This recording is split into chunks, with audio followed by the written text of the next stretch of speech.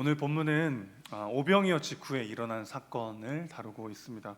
보리떡 5개와 물고기 2마리로 남자 장정만 5천 명이 배불리 먹는 이 사건을 여러분 직접 목격하셨다면, 아니 직접 그 바구니에서 쉼없이 쏟아지는 보리떡과 물고기를 먹으면서 그 현장에 있었다면 여러분 얼마나 놀랍고 감격스러웠을까요? 요한복음을 보면 이 사건 이후에 무리들이 예수님을 억지로라도 왕으로 세우려고 할 만큼 지금 이 사건을 경험한 사람들이 막 흥분해 있었습니다. 제자들도 얼마나 마음이 들떴을까요? 수천 명이 배불리 먹고 예수님을 향한 민중의 환호는 그야말로 절정에 다다랐습니다. 제자들은 마음속으로 아마 기대했을 거예요. 이제 진짜 뭔가 시작이 되는구나. 예수님이 왕이 되시는 날이 이제 진짜 멀지 않았구나. 그런데 사람들이 억지로 예수님을 왕으로 세우려고 했던 그때 예수님은 제자들을 억지로 배에 태워 건너편으로 보내십니다. 22절에서 재촉하사라고 번역된 헬라어 단어는 강권하다, 억지로 밀어내다 라는 뜻을 가진 단어예요. 예수님은 왜 그렇게 하셨을까요? 이 두 장면이 아주 첨예하게 대조되는데, 억지로 왕을 세우려고 하는 무리들과 제자들을 억지로 배에 태워 다른 곳으로 보내려고 하시는 예수님의 모습이 아주 대조적으로 기록되어 있는 것이죠. 이유는 분명합니다. 제자들이 지금 바라봐야 하는 것은 따로 있었기 때문이죠. 진짜 믿음은 기적을 보고 자라나는 것이 아니라 폭풍 가운데서도 주님과 동행할 때 깊어지는 것이죠. 주님은 제자들이 그 믿음을 배워야 할 자리로 이끌고 계신 것이죠. 오늘 본문은 그런 억지로 보내심 속에서 시작된 이야기입니다. 여러분, 예수님이, 우리 주님께서 우리 삶을 억지로 어떤 상황 속으로 이렇게 밀어 넣으시는 것 같은 느낌을 받을 때가 있잖아요. 우리가 하나님 왜 대체 나한테 이런 시련을 허락하실까? 혹은 하나님은 대체 왜 이런 상황을 우리에게 경험하게 하실까? 그런 느낌이 들 때가 있는데, 우리는 그 속에서 주님의 깊은 사랑과 섬세한 돌보심을 보게 됩니다. 예수님은 제자들이 기적의 자리에 취하기를 원치 않으셨어요. 사람들의 환호와 박수에 빠져 있지 말고 그들이 진정으로 바라봐야 할 것이 있음을 가르치기 원하셨던 것이죠. 그래서 예수님은 제자들을 풍랑이 있는 현실의 자리로 이끄셨습니다. 그리고 예수님도 그 자리를 피하셔서 기도하러 가셨어요. 그리고 거기에 혼자 머물러 계셨습니다. 사람들의 박수, 환호, 예수님을 왕으로 세우려고 하는 그 엄청난 감격의 자리들을 뒤로 한 채 하나님과 독대하는 시간을 우리 예수님이 가지신 것이죠. 여러분, 하나님과 독대하는 시간 없이는 세상과 마주할 힘을 얻을 길이 없습니다. 그럼 어떻게 될까요? 내 힘으로 하게 되어 있어요. 그러면 지치고 힘들고 넘어지곤 하는 것이죠.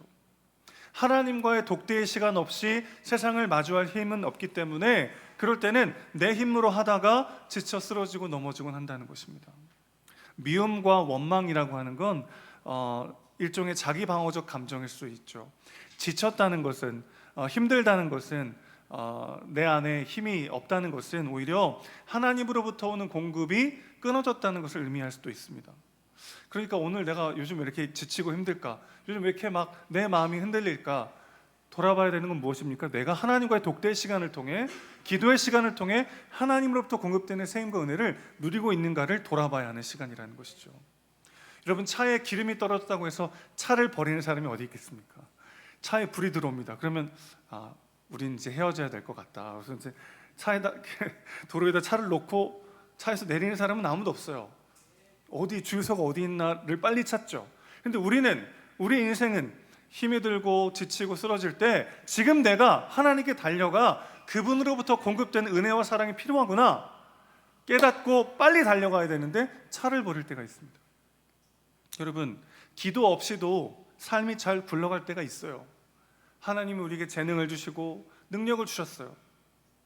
그런데 결국 우리가 넘어지는 것은 늘 내가 자신하던 영역일 때가 있습니다. 24절 보십시오. 갈릴리 바다를 건너가는 중에 풍랑으로 인해서 고난을 당하는 제자들의 모습이 정말 너무나 사진과 같은 딱 그 장면이에요. 어부 출신이 많은 제자들에게 가장 익숙하고 그들이 가장 잘 아는 곳이 갈릴리 바다입니다.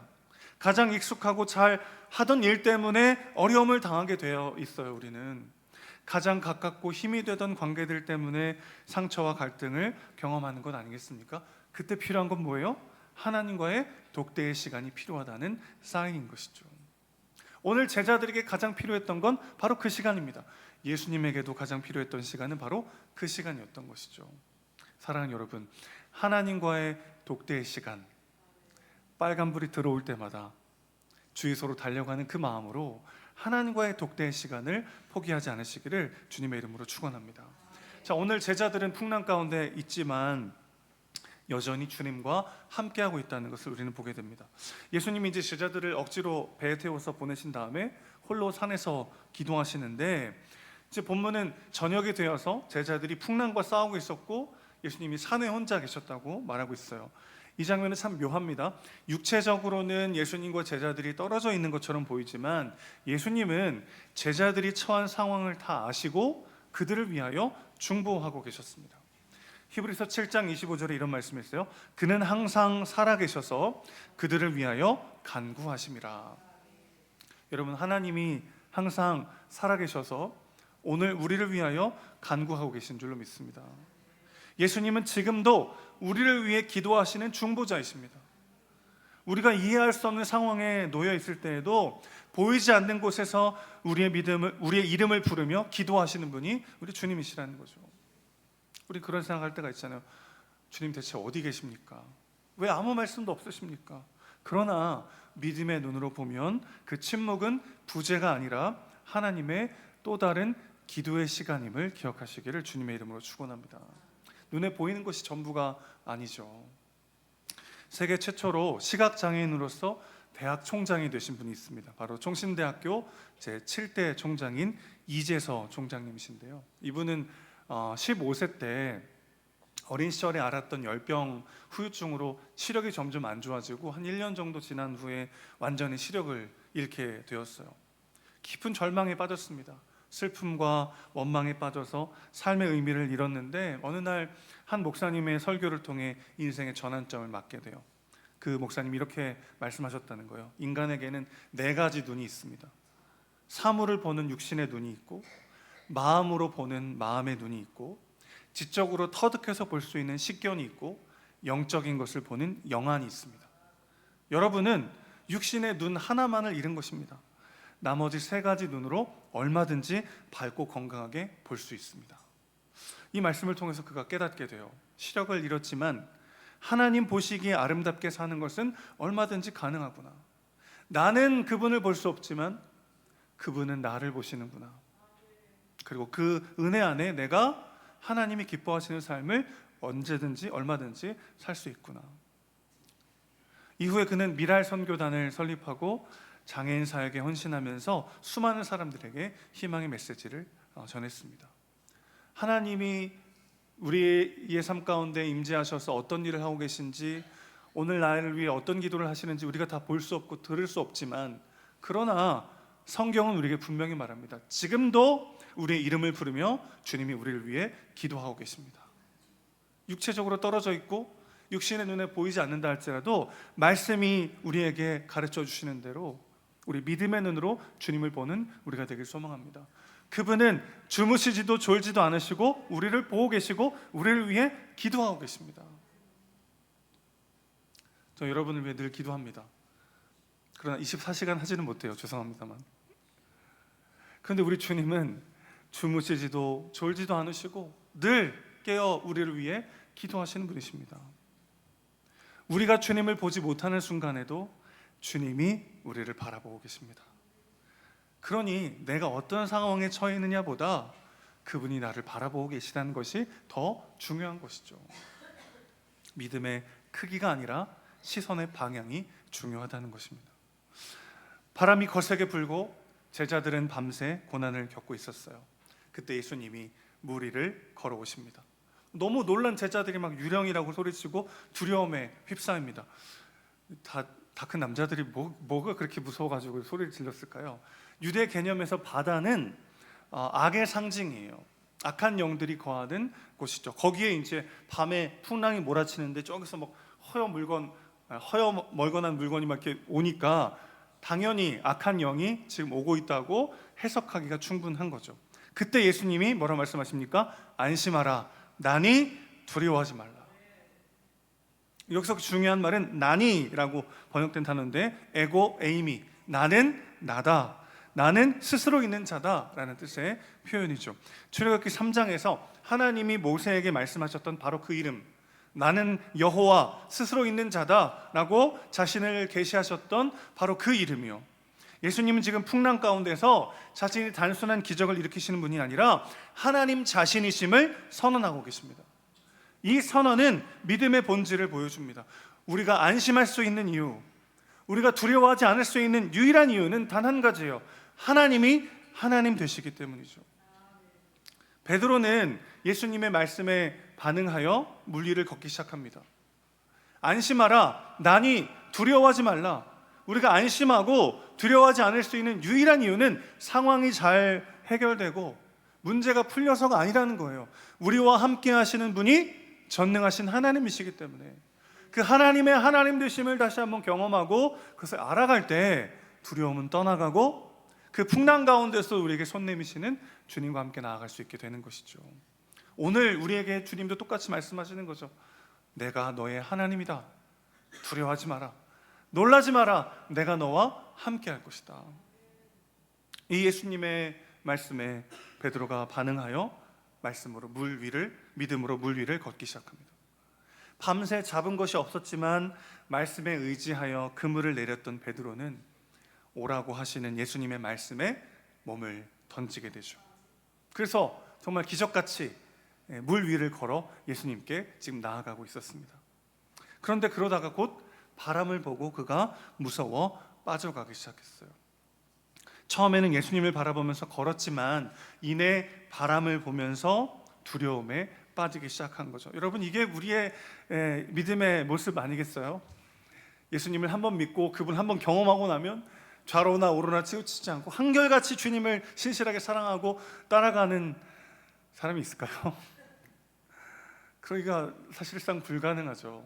우리는 예수님도 믿지만 바람도 믿어요. 주님을 분명 사랑하지만 우리는 현실이라는 삶에 깊숙이 뿌리박고 살고 있는 존재들이어서 주님을 믿으면서도 현실적이고 상황적인 여러 어려움 때문에 흔들리고 넘어지는 존재가 우리 아니겠습니까? 그래서 보통 우리는 바람을 보고 빠진 베드로에게 집중하지만 더 중요한 것은 주님이 그를 바라보고 계셨다는 사실입니다. 베드로가 외치죠. 주여 나를 구원하소서. 그때 예수님이 어떻게 하십니까? 즉시 손을 내밀어 그를 붙드십니다. 여러분, 저는 이 즉시라는 단어가 얼마나 위로가 되는지 모르겠어요. 망설임 없이 꾸짖으시기 전에 아무 조건 없이 먼저 손을 내밀어 건져내시고 그 다음에 왜 의심하였냐고 권면하시는 거죠. 우리가 바람에 놀라 주님으로부터 눈을 뗄지라도 주님은 한 번도 우리를 놓지 않으십니다. 우리가 바람을 보고 두려움에 빠질 때에도 우리 주님은 우리를 보고 계십니다. 여러분, 여기에 우리 소망이 있는 거 아니겠어요?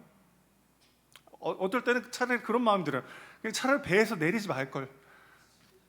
가만히 있었던 나머지 제자리에서 낫다. 괜히 막 예수님 말씀 막 순종해가지고 막 가다가 막 물에 빠지고 막 난리 나고 그럴 바에 그냥 안전히 배에 있으면 제일 좋은 거 아니겠어요? 괜히 막 너무 유별나게 예수 믿지 말고 그냥 적당히 믿고 너무 여기 빠지지 말아야 되겠다. 그런 마음이 드는 순간도 있지 않습니까? 그런데 여러분, 우리가 예수님을 보다가 믿음으로 걸어가다가도 바람을 보고 빠져갈 때 우리를 책망하지 않으시고 우리를 정죄하지 않으시고 즉시 건지시고 사랑으로 권면하시고 또 일으켜 세우시는 그 주님 때문에 담대하게 한 걸음 내디딜 수 있는 것이죠. 배 안에 머물러 있지 않고 풍랑 가운데 한 발 내디딜 수 있는 이유는 무엇입니까? 내 믿음이 흔들리지 않고 강건해서가 아니죠. 그분께서 완전하신 사랑으로 우리를 바라보고 계시고 즉시 손 내밀어 언제든 우리를 구원하시는 주님이시기 때문이죠. 그러니 내 믿음의 양보다 중요한 건 믿음의 대상이죠. 내 시선의 방향이죠. 그분께서 나를 바라보고 계시기에 우리가 안심하고 풍랑 가운데에도 한 발 내디딜 수 있는 것이죠. 여러분, 아이들 어릴 때 키울 때 그 애들이 이렇게 시끌시끌해야 잘 있는 거고, 가만히 있다가 조용하면은 항상 이제 사고가 난 거잖아요. 뭐 시끌시끌해야 되는데 애들이 가만히 있어서 보면은 조용하면 뭔가 이제 사고 치거나 문제가 있을 때 그런 거 아니겠습니까? 엄마가 잠깐 눈을 떼면 아이들은 여지없이 다치거나 뭐 사고를 치거나, 그래서 항상 보고 있는 거 아니겠어요? 엄마가 계속 보고 있으면 아이들은 마음껏 놀고 사고 치고 살아내는 거죠. 아이들의 수준이 높아야 안전하게 하루를 보낼 수 있는 게 아니라, 엄마가 그 아이들을 항상 보고 있을 때 그 안에서 오히려 마음껏 하루를 살아내는 거죠. 여러분, 우리는 늘 바람을 봐요. 그런데 그것보다 더 중요한 건 뭐냐면, 주님은 우리를 보고 계시다는 것입니다. 그분이 사랑의 눈으로, 그분이 능력의 손으로 우리를 붙잡으시고 우리를 바라보고 계십니다. 깨어진 자리에서 바로 그 예수님의 사랑과 은혜를 베드로는 다시 한번 경험하는 것이죠.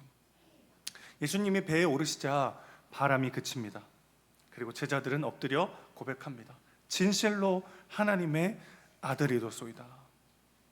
자, 33절 보면 마태는 의도적으로 제자들이라고 쓰지 않고 배에 있는 사람들이라고 기록합니다. 그들은 예수가 진실로 하나님의 아들임을 이제야 진정으로 깨달았어요. 그들은 이제야 비로소 진짜 예수님을 만난 거예요. 사실 그들은 이미 예수님을 알고 있었습니다. 함께 사역했고 오병이어의 기적도 보았고 수많은 가르침도 들었어요. 그런데 지금 그들은 처음으로 진실로 고백하고 있어요. 단순한 감탄이 아니라 깊은 경외심과 믿음의 고백이 터져 나오는 것이죠. 여러분, 오늘도 우리는 주님을 새롭게 만나야 합니다. 오늘도 우리는 주님을 새롭게 알아가야 합니다. 진실로 하나님의 아들이십니다. 주님은 진실로 하나님이십니다.